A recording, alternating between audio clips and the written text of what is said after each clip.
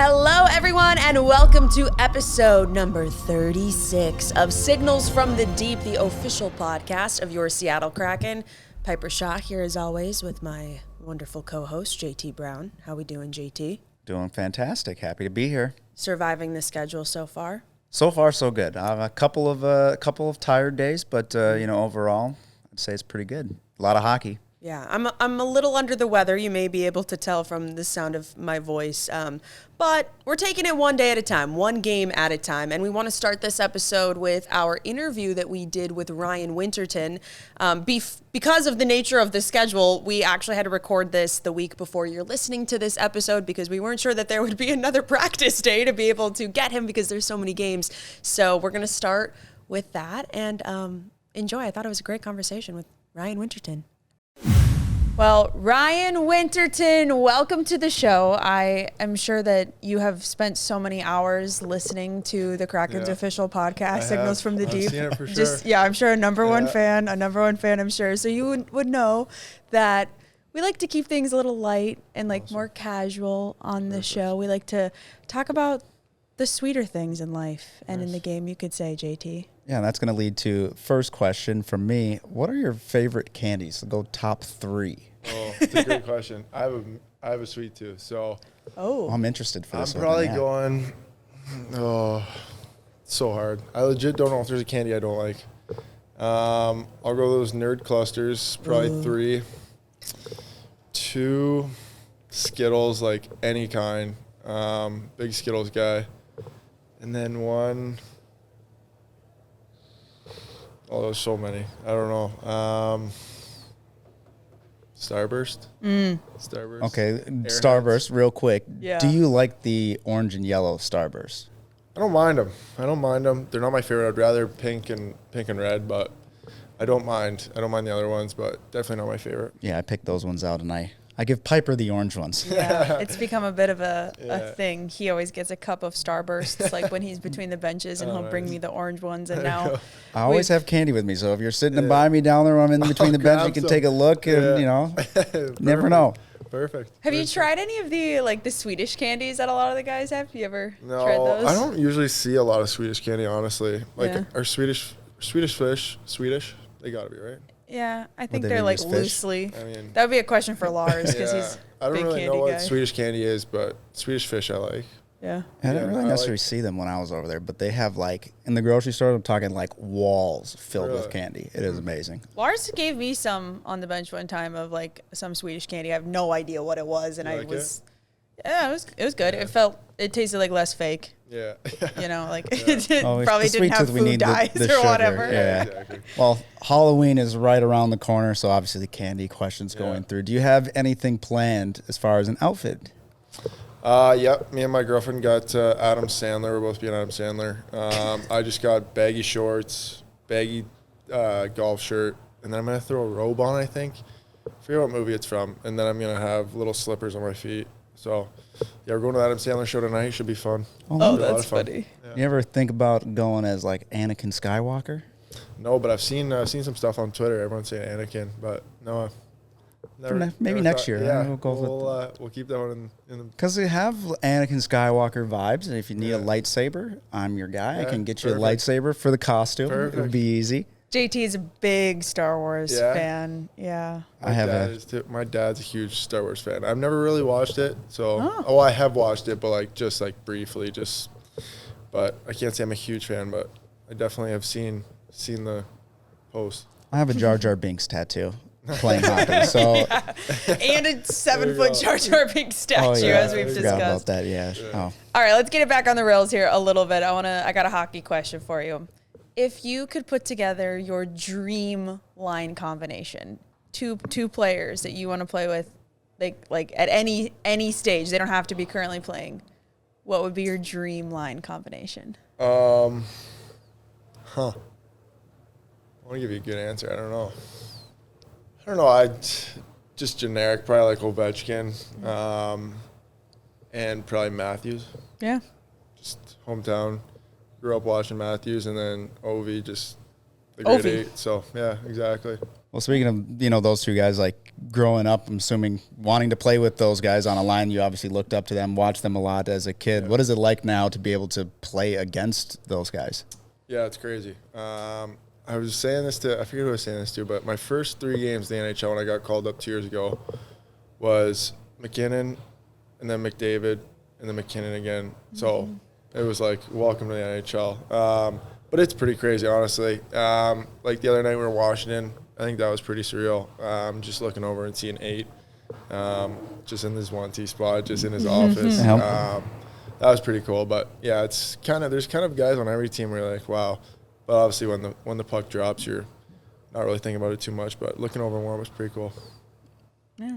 All right, I got a couple of like rapid fire questions for you. Hopefully you don't have to think too hard about them. But since the holiday season is upon us, what's your favorite holiday? Christmas. What is the last TV show that you binged? Binged hard was like Prison Break. Okay. All right. If you could have any superpower, what would it be? Read people's mind, probably. Ooh. Yeah. Read people's mind. I don't know if I want that one, but go on. I don't know. What do you want, JT? I don't know if I'd say that one, actually. I think I'd want to fly or something, like be able to go invisible. Super strength, like Superman? I was thinking invisible. I already got that, but. Okay. Invisible. Yeah, invisible would be cool. Sorry to interrupt the rapid fire questions there. No, you're good. That's what it's all about. If you were an animal, what would you be? Animal. Elephant. What is your go-to karaoke song? And who would you sing it with if you had to pick a teammate? We asked Shane that one too. Maybe Wonderwall. Ooh. Little Oasis? Yeah, I'll go with Burke. Yeah. And Burke, just a little chop up, yeah. Coffee or tea? Coffee. Cats or dogs? Dog. What's your favorite color?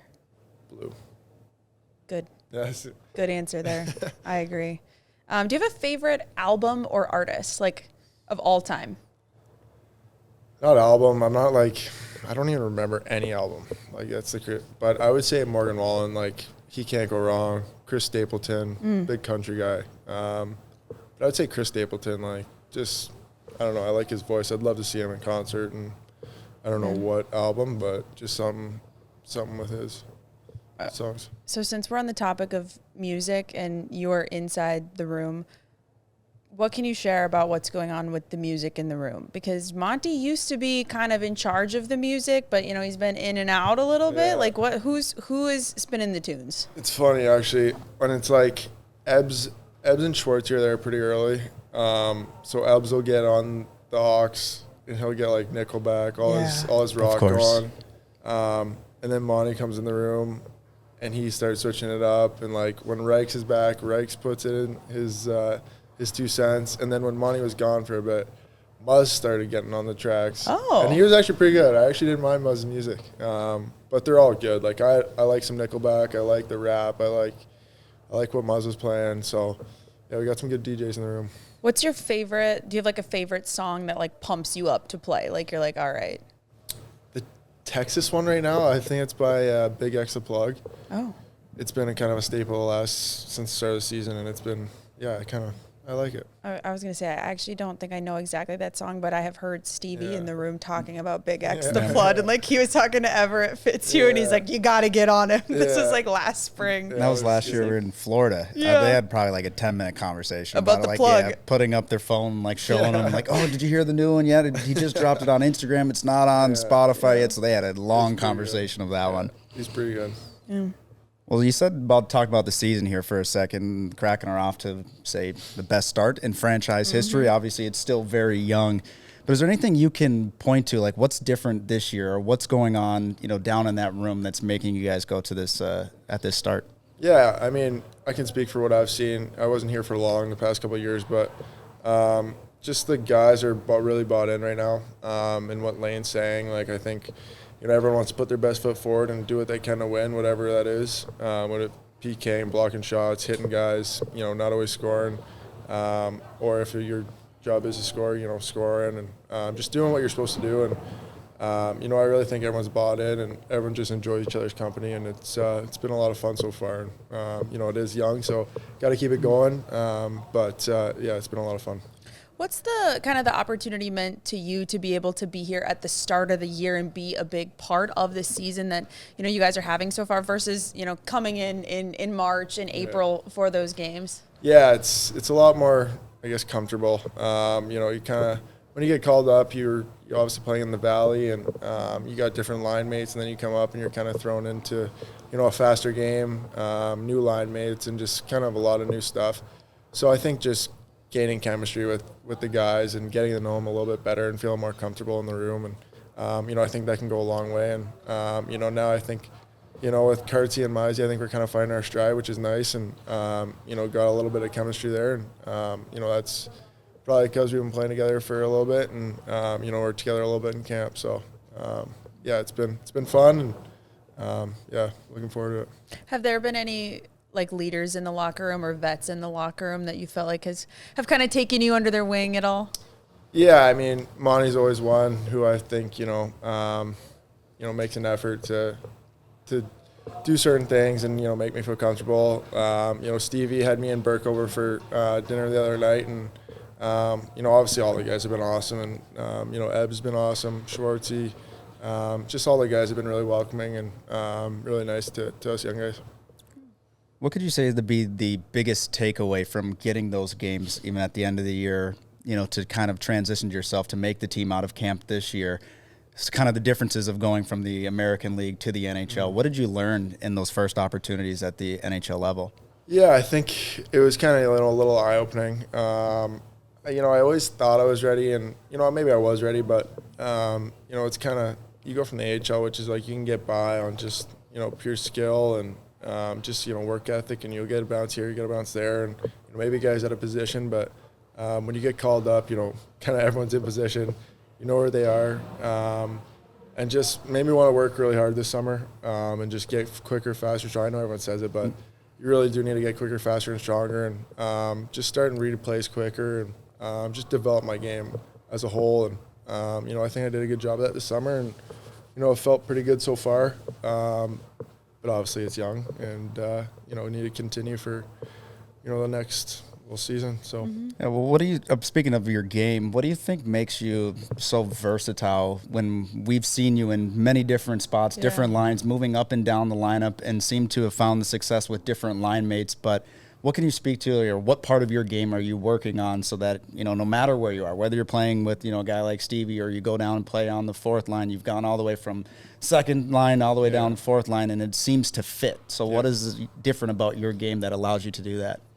I think just speed and, being disruptive on the forecheck. That's kind of been my thing for the past, 4 years, is just playing quick, getting on the forecheck, getting the puck back. And then, now as I kind of, feel a little bit more comfortable, just trying to make more plays. I think obviously the last 2 years and then this year, the first 5 games, I felt like, I was doing a lot, working really hard, but, I wasn't really making the next play. And I think that's something I can grow in and just continue to make plays and obviously get the puck back and then look maybe for Karts in the nipple, and then, obviously a grade A shot. And there's just different sort of stuff that, I've kind of got to build. And, I think I've been doing a good job of it, but continue to build. And just, again, to answer your question, just playing fast and disrupting pucks on the forecheck, and now, learning, make plays and do my best to do that. Do you find it difficult when you're playing, one game with a certain line, or even, we've seen Lane in the middle of games make those switches to move a line, see if things can get, rolling in a different way? We saw it in the Montreal game as well. Things were just kind of moving around with different lines. Do you find that difficult, or does some of that chemistry, like you said, with guys who you have played with in the American League, does that just automatically click for you? Yeah, I think it's different. Obviously, you go up with a guy like Stevie and Schwartzy, and you want to create space for them. You don't want to be on top of them at all, and you want to just kind of create separation in the zone. Whereas maybe our fourth line, we want to get double quicks and be in there on each other, helping each other out, and then obviously grind them down in the O-zone. So it's a little different. It's a little tough at times, but you just got to kind of know. And, I'm starting to, I feel like get a little bit better with it. It's just, you know, when you're playing with different guys, it's a different game, and you got to kind of adjust your game to what they're doing, and you know, to lead you guys to be successful. All right, I got a couple of non-hockey questions. Are you? No, go ahead. Okay, I don't want to steal the vibe away, but Never. what is your comfort movie? Movie, You know, just like the movie you'll turn on like at any moment. You're like, I'm good with this. Wolf of Wall Street. Oh, Yeah, interesting. I don't know. I just every time I just need to laugh. I go to that boat scene and it's just hilarious every time. If you were not a professional hockey player, what else would you ever want to do, or what else could you ever even see yourself doing? I mean, I feel like everyone says it, but like something golf professional. I know it's corny, but I mean, it's so fun playing that game. I guess it probably wouldn't be if that was your job. Might change a little bit. Yeah, exactly. Yeah. But you know, just playing for fun against your buddies. I mean, there's really nothing better. What's your handicap? I was gonna say. You know, as soon as golf gets mentioned, I'm like, I saw your face. Yeah, I was a 3 this summer, and then probably like a 4 or 5 right now. I haven't played in like a month. So what's the best part of your golf game? I guess to be a 3, you got to be good everywhere, but yeah, I don't know, nothing really, nothing special. Nothing special, nothing's terrible. Okay. So I just kind of get by. Who is the best golfer on the team? I haven't played with enough guys to like really know, but I've heard Stevie's really good. I've heard Ebbs the sandbagger, and he's really good at 4. I don't know. I think a lot of the guys are pretty good at. I think a lot of the guys are pretty good. I can't really answer that question, but in Coachella, it'd be like Mel Melanson's a 1. Like, he's a scratch golfer. Oh, yeah, he's really good. Jug, I've heard, is really good. And then me, Mo, and Ferk always have good matches. Like, that's our group. We'll go out, and we're all around the same, so we'll go out and grind against each other and try and beat each other. A little easier down there to squeeze in a few extra rounds of golf. Obviously, you can play year-round here, but not as I'm a fair-weather golfer, so that's my big thing. Yeah, I'm like, I love it, but like it's wet and rainy. Am I really trying to go outside right now and play golf? Like, no. Yeah. You're from Minnesota. Toughen up, my God. You don't golf in the winter in Minnesota No, either. of course you don't, but I guess you're not a fisher. You're not going to be conditions. That's how I like to play. Yeah, I agree. I got another question. What did you spend when you got your first check? What was the first thing you bought?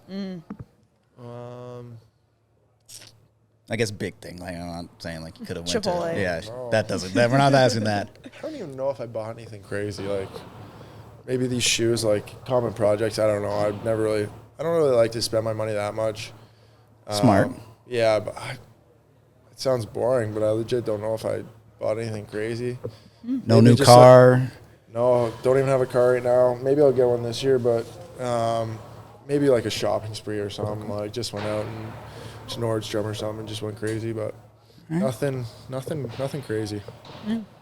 Vince told me in the inaugural season that he bought a car that he immediately regretted buying because his mom and his grandma like really were uncomfortable in it and like struggled to get in and out of it, and so he quickly sold it or like traded it in to get something that was more comfortable for his mom and grandma, which I was like, wow, that's actually really sweet. He's like, but it was the worst car ever. Then he went on about, he's like, it was a terrible decision for other reasons too. Do you have a dream car? Which kind of goes, I was hoping, but obviously at that point, if you didn't buy one yet, like maybe you have a dream car? Probably a G-Wagon. I just think they look so good. I like the Mercedes. Like, I don't know what Monty's is, but he's got some nice cars. I think he's getting a new one. I think he got a new one yesterday or something. I'm trying to get him to sell me his car. Yeah. For a good deal. I'm sure you are. No, I don't know. Probably G-Wagon. That's fair. That's good. Yeah, Ryan, I don't know if you know, but JT and Monty were teammates at one point. And JT was the vet, Nice. In Anaheim for a brief stint there. He was a young guy? Yeah, well, even for him, though, when you said, like, for a guy that was reaching out, like, when I moved there or get in the first plane trip, I always remember, first time getting on the plane, new team, and didn't know where everybody's seats were going through. Like, Monty was the first guy, like, hey, Brownie, come sit next to me, go through. So, like, that me and him instantly kind of clicked, and a lot of time playing our switches on the plane and different stuff. So I know Monty pretty well. And now every game day he's like, what's JT wearing today? I'm like, I don't know. And he always chirps me. I mean, he's good for that, as you know. Yeah. Yeah, All right, you got anything else there? No, it was good. Yeah. Thanks for coming on. And thank you guys. That was fun. Yeah, it's been great Nice and to light. it's been great to see you just develop over thank the you. years and to have you here. So Thank yeah, you. best of luck. Thank you. Thank you guys. we'll have to get you on again, though. Yeah, Yeah. absolutely. Let me know. Let me know when. All right, well, a big thank you to Ryan once again. I think we maybe took more of his time than we originally anticipated, but it was fun to have just a nice like casual chat with him. Well, I think it's so fun when we are able to get a player on, and obviously we do get to talk somewhat about hockey, but to kind of dive into some of the other aspects of their life is fun too. Yeah, and so at the time that we recorded that was, I believe, the day before the Kraken's Halloween party. So when he said that him and his girlfriend were both going to be Adam Sandler for Halloween, I was like, oh, that's hilarious. What a great idea. Not realizing that the entire team was going to be Adam Sandler or Adam Sandler characters. But that looked like just the best time ever. They ended up getting to go to the Adam Sandler show at Climate Pledge Arena and then bring him and some of his friends into the locker room, which is so cool. Yeah, I thought seeing some of the reactions and as they were going through with Adam Sandler, obviously, get to meet somebody like that's obviously pretty awesome to go through, but then everyone is dressed up as something like him or like you said, or one of the characters as well. Probably a pretty good surprise for him as well to walk into the locker room and see something like that. Yeah, and I was talking with Ty Cartier, and he said that like David Spade was with them, and he had a bunch of friends, and like Rob Schneider, and they were all just like riffing around, palling around in the locker room, and he was like, "Yeah, it was really crazy." Well, I think my favorite part was during one of the broadcasts when you were talking about how no one was the like original Happy Gilmore, but the reason why like wasn't really thinking about it after looking at the picture. Like, wait, I didn't actually see that. But nobody wanted to put on a Bruins jersey to complete that. That for me was pretty funny as well. Like that's probably the most iconic one for me when I'm thinking about hockey players. Yes, but then at the same time, I'm like, okay, Seattle Kraken, Boston Bruins. All right, I get it, but it didn't really register until you had done that reporting during the game, and I thought that was pretty funny as well. Yeah, that's why I initially had to go. I was like, I gotta ask somebody about this because. What is like, so you guys are all Adam Sandler characters and you're all professional hockey players and not one of you was Happy Gilmore? Like what? And then, yeah, so I think he said, and I don't quote me on this because I can't completely remember, but I think he said Josh Mahura was Happy Gilmore from Happy Gilmore 2. Or it might have been Riker. I can't remember. If you look at the photo will tell. But he said one person was from Happy Gilmore 2. And then I asked him and Shane Wright, I was like, do you guys have a favorite Adam Sandler movie? And they were like, well, Happy Gilmore. I'm like, so it makes it even funnier that they were all like, we absolutely are not, we're not doing that. I'm trying to think what my favorite one would be. I mean, Happy Gilmore definitely has to be up there. Big Daddy. Okay. Isn't that one? Isn't that, it is, but I haven't seen that one. I would say, but I'd probably instantly go to Happy Gilmore as my favorite one. I would agree. I liked Mr. Deeds when I was a kid. Oh, I forgot about that. That is another good one. Billy Madison. Yeah, that's what Ty was. There was a lot of Billy Madisons in the locker room. Yeah, I would definitely. I think those are my top 3. Lots of 51st Dates people as well. Jared McCann with Scuba Steve, which our producer Ryan Jaber thought was incredible.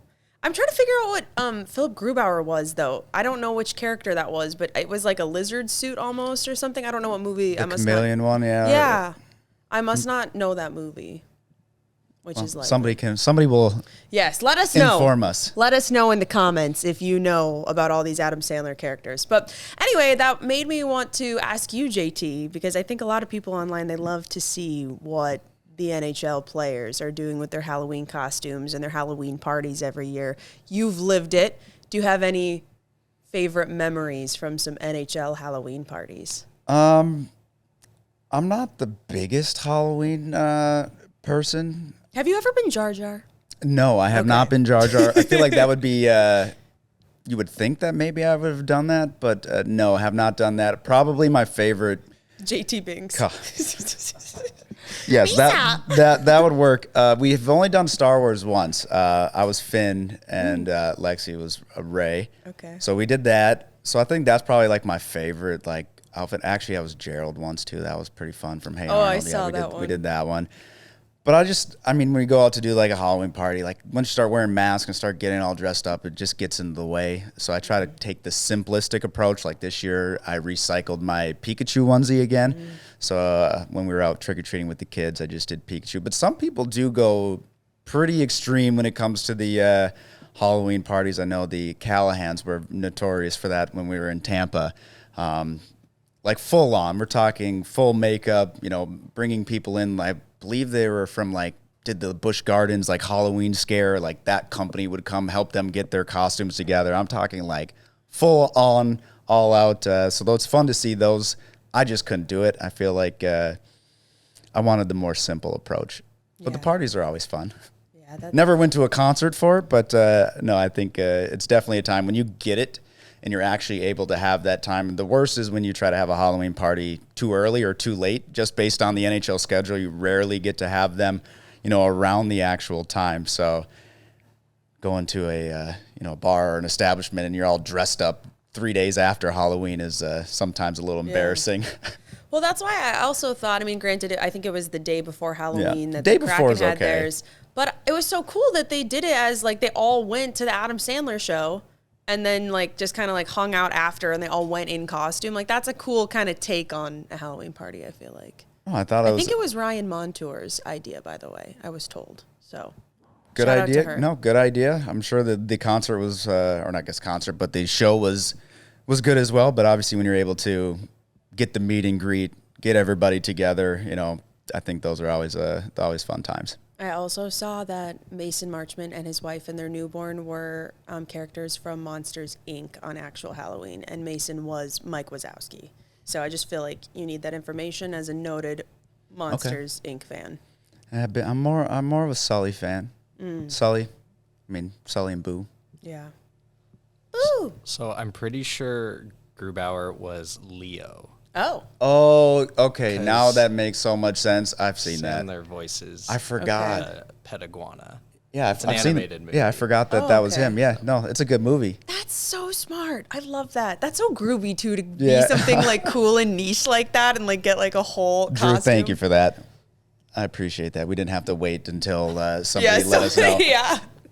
That's so cool. Yeah, me and Jake were Chaz Michaels and Jimmy McElroy from Blades of Glory. Okay. Yeah, except for I really wish that we would have had time to actually hit the ice, because I wanted to make a video of Jake actually doing the Chaz Michaels routine.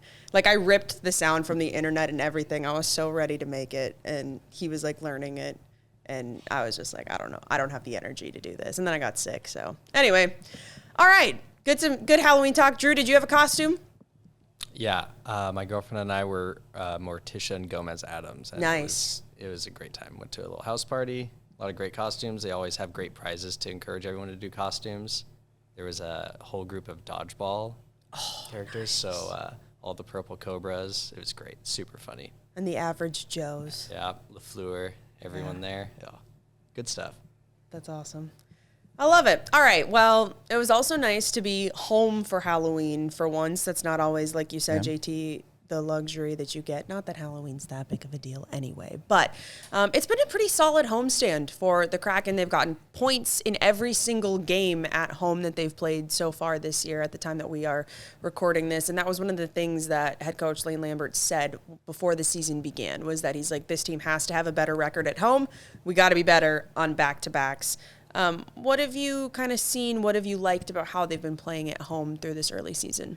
Yeah, I'll start with just, you want your home place to be a tough building for other teams to come into and play. And it hasn't always been that way. I think you add in the style that they're playing, the structure that they're making it difficult. And I think the one thing that's really kind of stood out for me, especially during maybe the homestand or just the games at home, even when maybe they're not playing their best, they're still finding a way to come back within those games, keep the crowd engaged. And, that brings a little bit more life, especially going into the third period. You go down 3 into a third period, you bring your way all the way back. And yes, you would love to have gotten the 2 points, but you made something out of a game in Montreal that, it almost was nothing, right? When you're looking at the first 40 minutes, nothing was going your way. The other team, Montreal's dictating the play.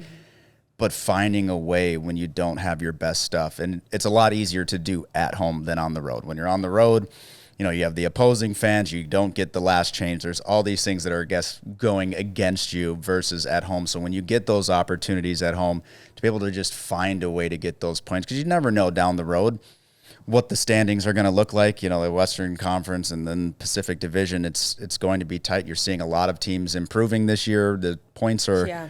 The Ducks... You look at Ducks, you look at even the Chicago game last night was an excellent game, and how many close games they've been playing, not only just at home, but, on the road as well. The amount of one-goal games, there's going to be in a lot of those spots, so you have to find a way to continuously get those points. And you may say, oh, well, you're only 12 games into the season, maybe that 1 point didn't matter, but you start adding up those points, come around game 75, getting it down to the wire at 82, and all of those individual points matter. And you can think back. I know, every team can do that. Whether you miss by 1 point or you miss by 10 points, the playoffs, you can go back to how many games throughout the year we're like, you know what, we should have had a point in that game. We were winning. Things didn't go our way. We lost it in the end. We ended up not getting a point at all. So I think just getting to overtime in those games and securing a point is huge for this team. And again, everything down the line, 1 point matters, 1 point matters. We talk about points being a premium in this league. It's hard to do consistently. And at this point, every single game, like you said, they've found a way to at least get a point. Obviously, you'd love to have the 2 points in some of those games, especially in spots where, hey, you are controlling the play. There's a difference. There's times where you're controlling and all of a sudden you get a point. Sometimes that 1 point doesn't feel the same. I look at it from like a golf terms, like not all pars feel the same to you, but I could get on the green and 1 and 3 putt, and it's a par. It does not feel Shout out Ryan Winterton. It does not feel the same as just scrambling or having a perfect play. So I think for them, just finding their way to be consistent at home it's been huge for them. I think the special teams has helped them, especially on this road trip, which I know we're going to get into that as well. But on this road trip or on this homestand? I meant homestand. Okay. See, thank you for the correction. How about this year? Okay, true. But overall, again, home is the place where you got to make it tough to go through, and they've done that so far. I just love when you get to see the crowd. I think the best thing for me in the last game was literally watching every fan stand up during that last game when Joey Decord went for the empty net. Yeah. And then the side, yes. The first one was a real good attempt. The second one still going for it, but I just thought that, like getting them engaged, it just makes it so much easier to play. You just put the energy behind you, and again, hopefully they can keep up this success at home. Yeah, I want to go back to, you talked about the Montreal game, being able to battle back in that game. I feel like we have to talk about Brandon Montour, also the homestand that he has had. But he put the team on his back in that game against Montreal. And I think, just from obviously being a teammate of his and then now watching how he plays, you can kind of tell when he turns the switch on, he's just going to go take over a game. I think in that Montreal game, you look at the third, there just wasn't a lot of offensive production, and you see him start jumping up into the play a little bit more or pinching down on plays. And I won't say it's being reckless either or going over the top with it, but more aggressive. He can interject some life into the team when things aren't going the way, even from the defensive side. And, obviously he's not, from my side too, he's not just negating his defensive abilities as well, or having to just push those off to the side to only think about offense. And back to the Montreal game, I mean, he has points in all three, or points on all three of the goals. 2 of the goals came from, his stick himself. So to be able to jump up in the play, he's got a great shot. He has those offensive abilities. And when you watch somebody able to do that, it's definitely fun to watch, not only just knowing him, but, just as a fan of the team, to be able to see how he plays and how much he can bring to the lineup every single night. So I want to go back to just talking about how every point matters. And right now it's like, obviously you were really wishing that you get those extra points in overtime, but even to be able to force overtime in some of these situations, I'm looking at the standings in the Pacific Division as of today, and it's like 16 points, 15 points, 15 points, 15 points, 14 points, 14 points, 11 and 8. Like there is no room in our division right now, which is even more why, every single point, if all these teams keep playing like this, is going to count, especially division matchups. Well, when you look at who you're playing and where you're going, yes, you need to get those points. And again, for the Montreal, you're looking at a team that's in the other division or other conference. You're sitting there. If you give them a point, it doesn't matter, right? Obviously, you want to try to win in regulation against your division. But at the end of the day, taking that point is huge. It is very tight. And now, obviously, as the season goes on, is it going to stay that tight? We don't know, Yeah. but it has the possibility to, right? You look at the schedule, you look at really it's who can stay healthy.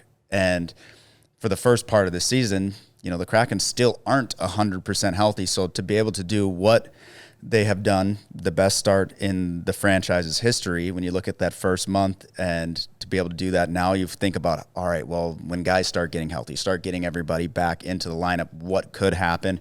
You look at that and you have to be optimistic about where this team is going to go. And speaking of getting healthier, Capo Caco back in the lineup. We've only seen him in a couple of games, but great to have him back. What have you thought about what you've seen from him so far? I thought he's looked good. Even just watching, through practice as he made his way back to being in the lineup, a couple practices before he actually, got back into the lineup, you're looking at him like, all right, he's looking pretty good. His shot's going well. Is it going to be hard to find his timing? And, when we're watching him out there in the games, he looks good. I think from a time on ice perspective, down a little bit comparative to, what we had seen last year and where he's at. But I think that's also, that's part of the plan, right? You're not trying to just throw him out. He hasn't played since, what was the third preseason game.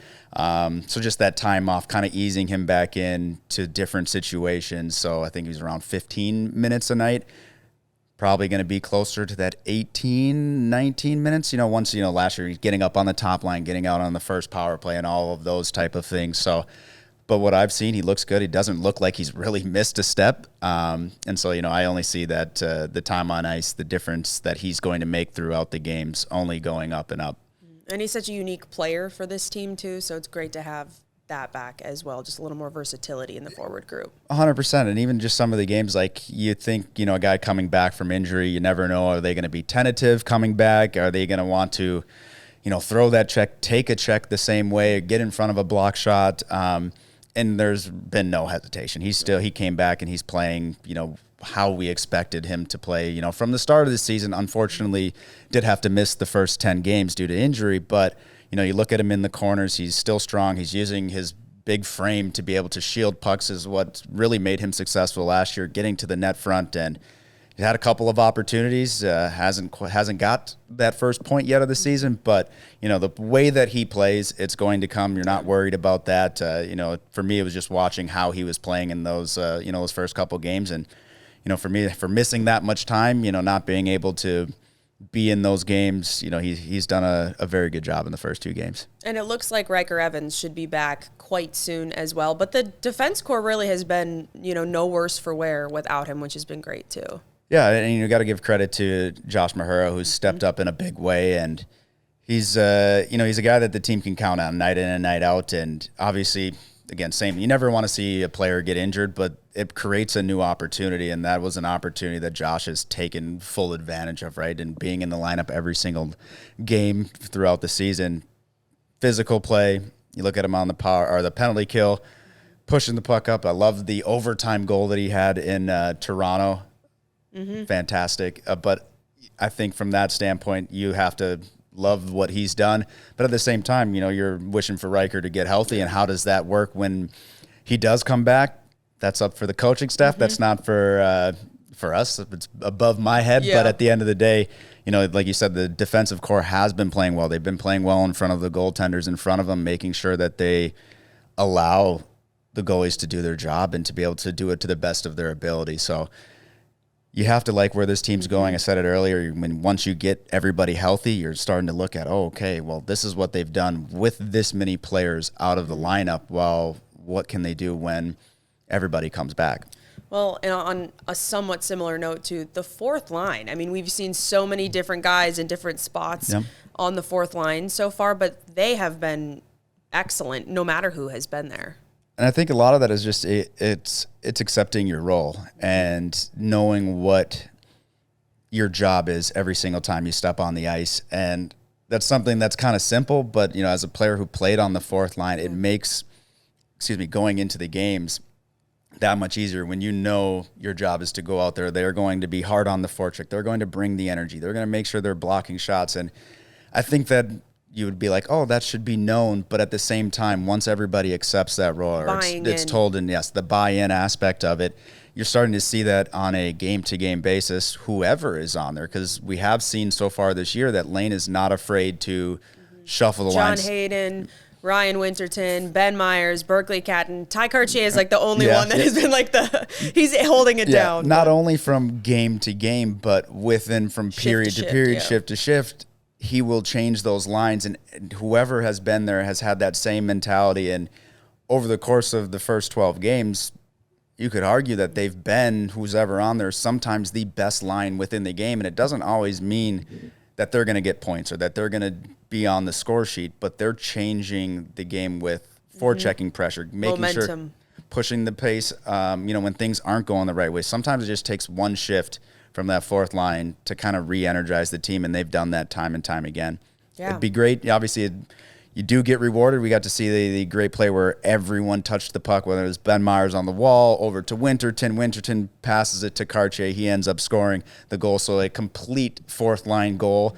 So it's awesome when they get rewarded for those little things that they do every single game. But, no, they've been fantastic. And I loved for the first time, I think, ever, when John called that goal, he said, a Cartier. Yeah, he did. He Yes, did. He did say I was that. like, wow, he went for it. I loved that.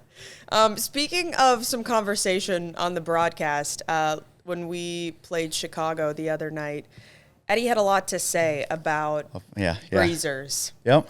And I was just sitting in my little tower in the Space Needle Lounge because I was hosting that night, wanting to scream and be like, yes, only Minnesotans call them that. We know that. Because when I was growing up, that's what they were called. I didn't even know that they were also called hockey pants until I moved to Wisconsin. I'm like, oh, I guess breezers. The one thing for me, I get it, the hockey pants, but at the same time, I don't. And a lot of the times people don't put the hockey first, so they just say pants. And I'm like, well, they're shorts. They'd be shorts then. So now I have no idea why we call them breezers. I genuinely don't know. We just have a name for them. I've just always called them breezers. I'm Googling it. But at the same time, like I said on the broadcast, I was like, Edzo, you're wearing pants right now. Do they go to your ankles or are they up by your knees?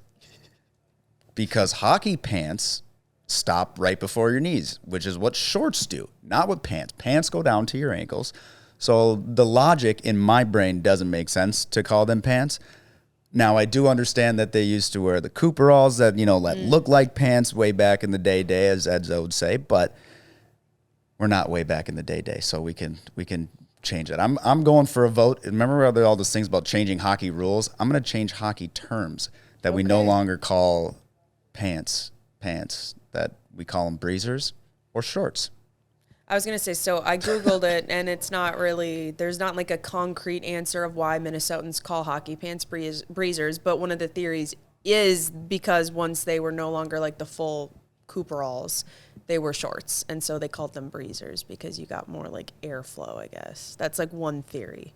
That's one theory. But it also says that other Canadian provinces like Manitoba and Saskatchewan sometimes call them breezers too. So just let it be known. I was talking about this actually last night with my husband and Allison, and I was like, it's almost like when the whole shinny with an N hockey thing happened with Allison, how a lot of people call shinny pondy, or people will call it pondy shinny. And so when I was growing up in Minnesota, we called knee hockey or mini sticks shinny. That's what shinny was to us. But we called what other people will call shinny pondy. I think it's all just colloquial terms. But anyway. No, I get it. The only other thing is that we have had this conversation. We have, I know. On multiple occasions. So this is not news. We're wasting our breath. But I don't think we'll ever be able to convince Edzo that they are breezers. And that, that's okay. It is. It is. I did say to you though when we were off mic, which I thought was funny, so I'm gonna make the joke again. If a dog wore breezers, how would he wear them? If you haven't listened to our episode with the dog pants, you need to go back to Signals from the Deep and go check that one out. That's a great question. But then at the same time, I almost feel like the purpose of breezers or pants is the padding for your legs. Mm-hmm. So it would have to go the long way so that they can protect the dog's legs. Yeah, but Otherwise, the dog can't hold a stick, so it's just. But I'm just thinking of functionality and Hold like the stick in its mouth. Oh, true, Drew. That's a good point. was that Airbud? Didn't Hey, they're they casting do a for hockey Airbud, one? Did they do a hockey one with Airbud? Air Hockey Bud. I don't know. I know there's a soccer one, the basketball one. All right, we're pitching a new movie idea if it's not out. But no, that's just what I'm thinking. I don't know. We don't need to go dive too deep into the dog pants again. Let us know your later. thoughts, listeners. Let us know. We know that we bring really hard-hitting Kraken hockey content your way on Signals from the Deep, so please chime in. We value your thoughts on these topics. I got one more topic for you, JT. Okay. We did some broadcast musical chairs for the first time ever in the history of the Kraken Hockey Network. I mean, we've had Fitz fill in before on play-by-play, but not where you and I and others have had to also switch around our roles.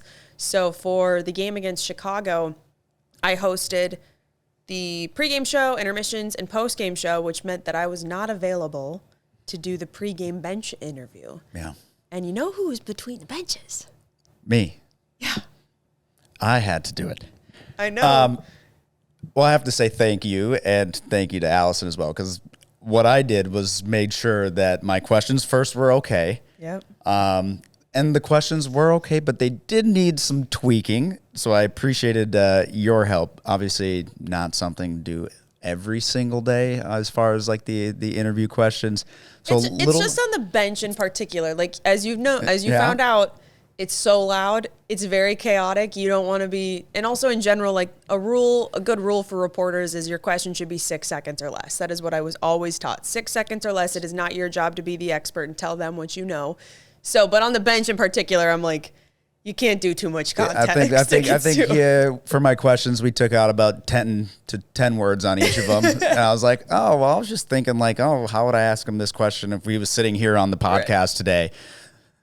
Thank you for allowing to do that. But then also, it was a little nervous, go up there. Like you said, it's on the bench. You're sitting there and like they're getting ready for the game, but you can't hear them very well and making sure that they can hear you. But then also like my brain goes like, all right, well, what if I can't hear him? My mic goes out. Because in the audio does, things happen, throughout a game as you're recording things. So I'm like, you don't have the repetition to like just go through it. But it went well. I think the most awkward part is standing there and like making sure the mic is in their face and like, is it too close? But like also the people need to hear what he's saying. And these microphones definitely pick it up better when it's directly in front of their face. So I'm just glad that Diarra was able to tell him that it was me doing the interview, because obviously thinking like, oh, all right, we're going to do the pregame interview today, and I'm just standing there and he has no idea. So thankfully he had an idea. It was Stevie, by the way. Yes, I probably should have mentioned that, but Stevie did good. Great. It was a good interview from that part, but I'm glad I don't have to do it every single day. But at the same time, it was fun. It was a good experience, and I'm sure we'll have to do it again at some point throughout this year where we do some more musical chairs. But same thing on the other side, the hosting. I got to listen to part of it. A lot of the times don't get to, but I made sure to make the effort, and I thought you did an excellent job. Well, thank you very much. Yeah, it was funny because particularly with the post-game show, like I never really see our post-game show unless I go back and actually watch it, which I do sometimes, especially when we're on the road, but usually during the post-game show, I'm gathering all the interviews that we are running during the post-game show, so I can't like see it or hear it really, like I never really know what they're talking about, and just hope that whatever I'm asking about helps like feed that, that narrative or that like thread, that storytelling thread that they're going with. But yeah, I think for the interview side, I feel like I made it a bigger deal than it really was. Like I'm like, oh, this is super nervous. But then I was like, and then I remembered right before, I'm like, well, thankfully, it's just Stevie's a good interview, but at the same time, like it's much easier to have my questions prepared and just ask them the 3 questions than to have to like go back and forth with it, I guess, in that sense. So I feel like it was okay. I got a lot to learn, so I'm going to keep asking you questions for the next time I have to do it. Yeah, no, you did a great job. Allison thought you did a great job too. Not to speak on her behalf, but she told you that. So, it was so funny to see you down there with the stick mic on the bench and you in the 2-shot with Stevie. I was like, wow, look at him. They grow up so fast.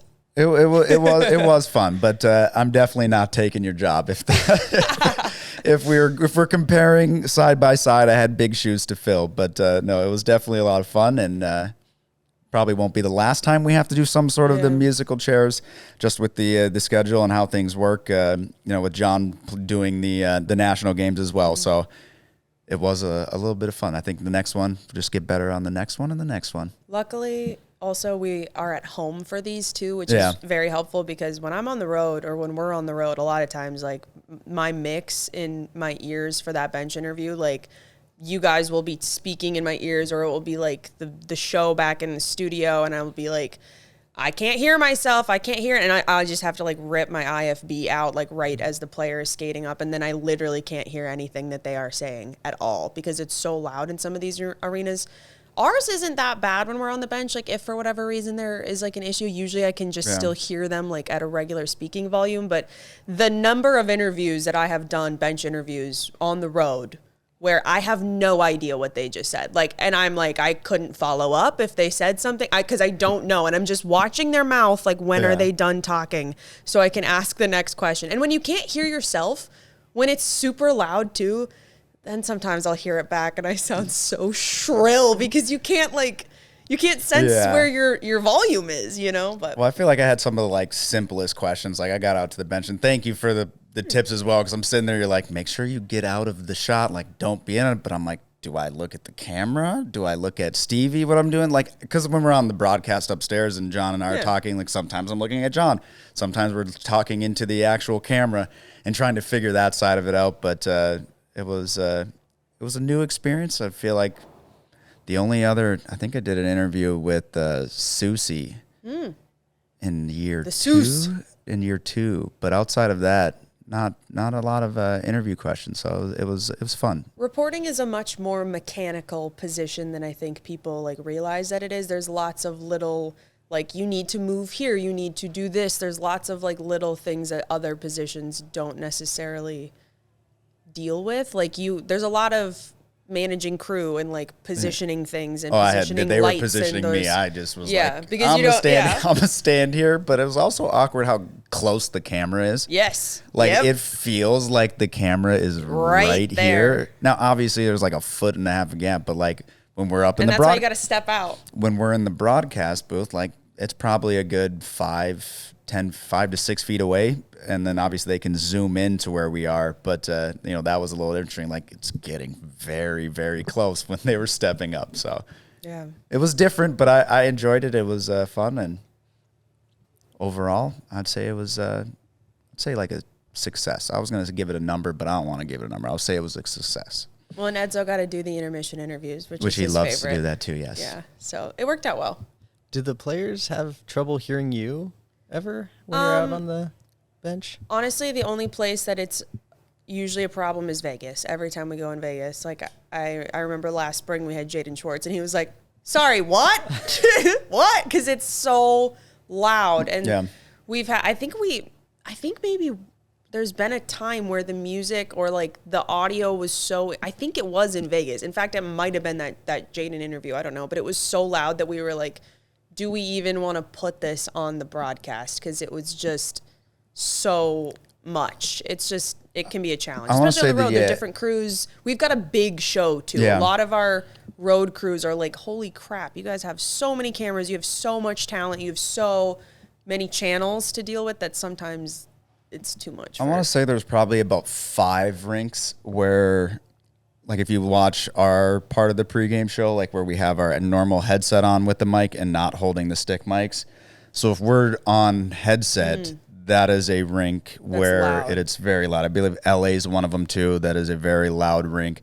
So versus having the in-ears and then the, holding on to a microphone. So if we have our actual headsets on, those are usually the rinks where it's loud. Because again, even there's times where, again, you're doing the interview, but you're sitting right next to somebody, John, and I can't hear him. Yeah. And I'm just looking at his mouth, watching for when he stops talking. And I'm like, all right, now it's my time to go. Thankfully, we've gone over what the topics we're supposed to say. But you never know, though. There's times where you improvise and things happen. I'm like, hopefully I get this right. Yeah. Hopefully I didn't need to follow up on that because I got no idea what you said. It does happen from time to time. But again, that's where, planning preparation. We know that there's certain rinks where you can't hear. So Now for Piper, you don't have the option. That's where you're pulling out an ear from your in-ears and sometimes trying I'm like, to hear. are we going to get this fixed? We have 45 seconds. So I'm like, are we going to get this fixed? Sometimes, though, the players forget about the interview, and then we buy a little time to hopefully get it to work. But otherwise, if you see my earphones sitting on my shoulders, or like I just like rip it out, and then we're just. So now we're giving a little bit of the technical side, so that you can see it's like, oh, okay, all right, they're in a loud building because JT and John and Edzo, they all have their mics on or their headset on, and then Piper's got one ear out. Yeah, that's definitely a loud rink. Yeah. And that can be for just music too, not necessarily obviously fans during the warm. Oh like, yeah, they it's just crank usually the music. The music's super loud, and you just cannot hear. Yeah, that Vegas, it's so loud. I'm like this. It like hurts my ears. Like I go back out to the hallway and I'm like, my ears are ringing. It's not enjoyable for me, but whatever. The loud music. I'm like, okay. I feel like everything in Vegas is over the top. So 100% it is. But I'm like, at what point is it painful? You know? Okay. I'm an old person, so. All right. Any other thoughts? I wouldn't say you're an old person, but other than that, no. Because if you're an old person, then what am I? I just mean I'm sounding like, the meme of old man shakes fist at cloud. That's me. And I get very overstimulated in loud spaces. So, that's so don't what scream into the mic right now. I'm just kidding. We're actually in a very quiet, controlled space right now. All right. Well, any final thoughts here? We're about to hit the road for some back-to-backs here, St. Louis and Dallas. Good test, hopefully. Thinking about that is a tough back-to-back. I can only think of really Minnesota to Dallas as being a worse back-to-back. Seems like we always we have done multiple times since the Kraken have started, playing. And yeah, that's a tough one. You really want to make sure, obviously, that first game in St. Louis, because again, it is a long flight. I mean, when you think of the back-to-backs, especially when you're looking at the East Coast and you're flying only for an hour and you're getting in, like, it's a lot easier to play those ones. So it's a real test. It'll be a test to if they can play to their same game. Obviously, you're going to be tired. You always are in a back-to-back, but I think the first things first, obviously you have to finish off this homestand the correct way, but just looking ahead into that back-to-back, that first game's going to be a big one because the second one on that type of a scale when it comes to the travel, it's a hard one. Yeah, well, and St. Louis has been struggling a little bit. But any given night in the National Hockey League, any given night. And St. Louis, I also feel like, has the Kraken's number. So. Well, and you look at Dallas. Dallas typically usually is a good home team. They blitz you right away and try to get out into an early lead. They got a heck of a team down there as well. So good test. There's been plenty of tests so far this year already, and the Kraken have stood up to it. So, it's time by time. You have to keep going and put what's in front of you. Everybody's going to have a tough schedule at some point, but yeah, you look at that back-to-back, and it's just it's a tough one. Yeah. One game at a time, one skate in front of the other, right? Yeah, that's how they got to do it. All right, good stuff. Thank you so much, JT. Drew, thank you. Great pod. Great podding with you. Until next time.